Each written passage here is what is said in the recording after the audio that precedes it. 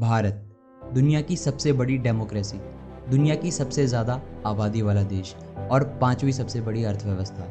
इसके 28 राज्य और 9 यूनियन टेरिटरीज मिलकर गठन करते हैं भारत देश का। ऐसे भारत का जहां भिन्न भिन्न प्रकार के लोग रहते हैं, जहां भिन्न भिन्न प्रकार की भाषाएं बोली जाती हैं, जहां हिंदू, मुस्लिम, सिख, ईसाई साथ मिलकर रहते हैं।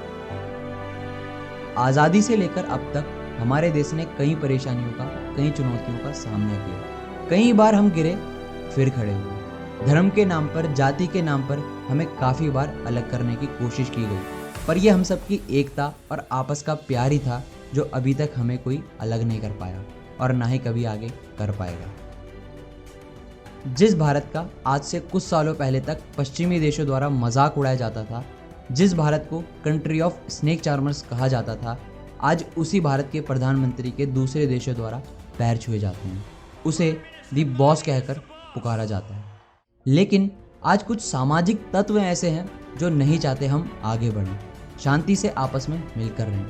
ऐसे कई लोग हैं जो भारत की इस मिट्टी में पैदा तो हुए, लेकिन आज उसी मिट्टी के साथ वो गद्दारी कर रहे हैं।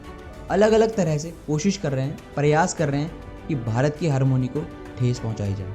लेकिन आज मैं उन्हें एक बात कह देना चाहता हूँ, उन खालिस्तानियों को कह देना चाहता हूँ, तुम लाख तरीके अपना लो, चाहे जितने मर्जी रेफरेंडम्स करवा लो, पंजाब भारत का हिस्सा था, है और हमेशा रहेगा।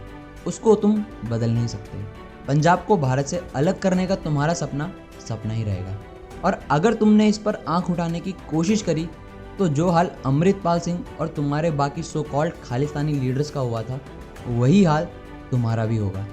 अगर भारत शांत है तो उसे शांत ही रहने दो, उसे उंगली मत करो, क्योंकि आज का ये भारत भली भांति जवाब देना जानता है। एग्जाम्पल देखना है तो पाकिस्तान को देख लो, जो आज दुनिया भर में जा जाकर भीख मांगता है। खालिस्तानियों, भारत के पंजाबियों को अपने से जोड़ने की कोशिश मत करना, क्योंकि तुम तो आतंकवादी हो जिनका कोई धर्म नहीं। तुम्हारा काम केवल नफरत फैलाना और दंगे करवाना है। लेकिन एक पंजाबी सच्चा पंजाबी और भारतीय था, है और हमेशा रहेगा। उनको बदनाम करने की कोशिश मत करो।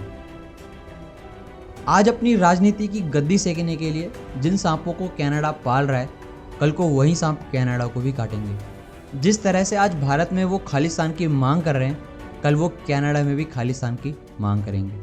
कनाडा भले ही दुनिया में जा जाकर रोले, लेकिन उससे कोई फर्क नहीं पड़ेगा, क्योंकि आज के 21वीं सदी के भारत का रुतबा दुनिया भर में बढ़ चुका है। उसकी बोल्ड फॉरेन पॉलिसी की बदौलत जियोपॉलिटिक्स में भारत एक सबसे महत्वपूर्ण कंट्री बन चुका है। भारत की फॉरेन पॉलिसी आज इस स्तर पर है जहां पहले बात बात पर भारत को यूएसए और यूरोप अपना ज्ञान बांटते फिरते थे, आज वही अपने सगे भाई कनाडा का साथ देने को तैयार नहीं है। ये भारत की ताकत नहीं तो और क्या है। कनाडा और खालिस्तानी अगर इसको जल्दी ही समझ जाएं तो ही इसमें उनका भला है, वरना आने वाला कल कितना ज़्यादा डार्क है ये सिर्फ पाकिस्तान को पता है। #Canada is New Pakistan।